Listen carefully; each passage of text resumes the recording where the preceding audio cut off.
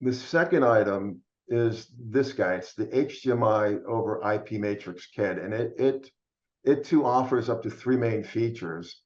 And it's a kit, so it's sold. The transmitter and the receiver are sold together in a single package.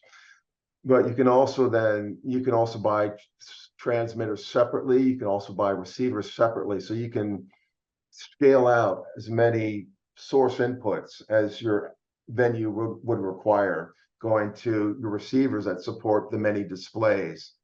So it's a the number one feature of this product. It's a very highly scalable AV over IP matrix kit. That's number one.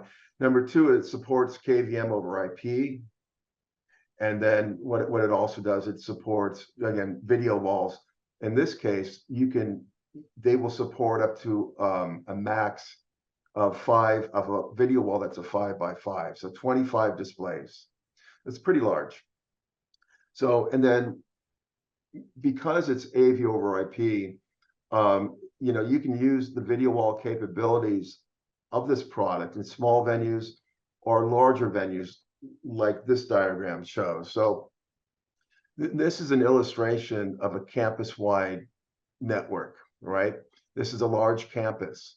And so for the video wall that we're showing right in between this dotted line, you have a single AV source sending out its signal to a single transmitter.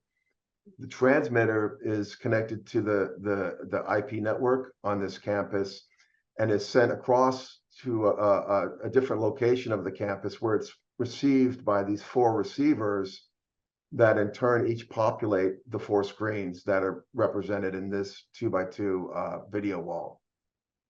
So this slide demonstrates that distance poses little constraint in AV signal distribution when it's implemented over an IP network. That's one of the main features and benefits of AV over IP products, right? And then just to kind of drive home the video wall point a little bit more, here's another control room where they just have a large video wall. And again, we just wanted to convey that this product will support larger video walls up to a 5x5. So something that would be similar in size as this one could be supported. So this one is 4K60. It supports power over Ethernet. It supports HDMI 2.0. It's also TAA compliant.